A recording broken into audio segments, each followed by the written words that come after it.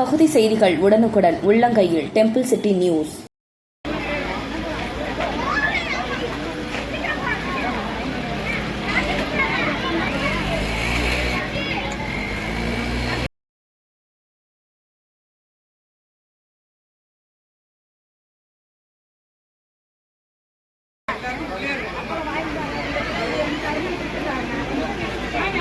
மகாமகத்தை தேசிய திருவிழாவாக அறிவிக்க வேண்டும். அகில பாரத இந்து மகாசபா வைத்த கோரிக்கை. விநாயகர் சதுர்த்தியையொட்டி கும்பகோணத்தில் அகில பாரத இந்து மகாசபா சார்பில் லிங்க கணபதி பிரதிஷ்டை இன்று நண்பகல் நடைபெற்றது. மாநில பொதுச் செயலாளர் ராமநிரஞ்சன் ஏற்பாட்டில் மடத்து தெரு, கர்ணக்கொள்ளை தெரு சித்தி விநாயகர் செல்வ கணபதி ஆலயம் அருகே லிங்க கணபதி பிரதிஷ்டை செய்யப்பட்டது. திருவாசகம் புத்தகம், சிவபுராணம் புத்தகம், யோக கணபதி படம், விநாயகர் சிலை, ருத்ராட்சம், சிவன் மந்திர ஸ்டிக்கர், பிரசாதம் பக்தர்களுக்கும் பொதுமக்களுக்கும் வழங்கப்பட்டது. இந்த நிகழ்வில் அகில பாரத இந்து மகாசபா மாநில நிர்வாகிகள் கலந்து கொண்டனர்.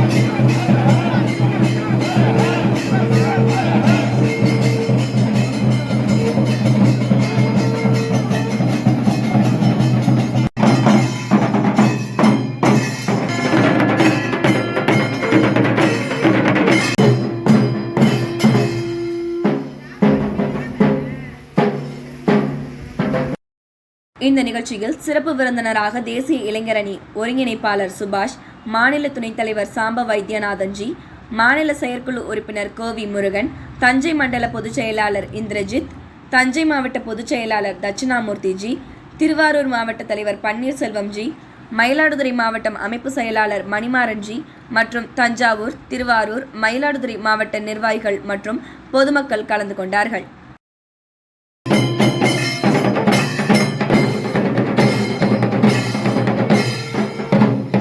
தென்னாடுடைய சிவன்கிற இந்த சிவனோட ஸ்தலத்தை பூமியில் இந்த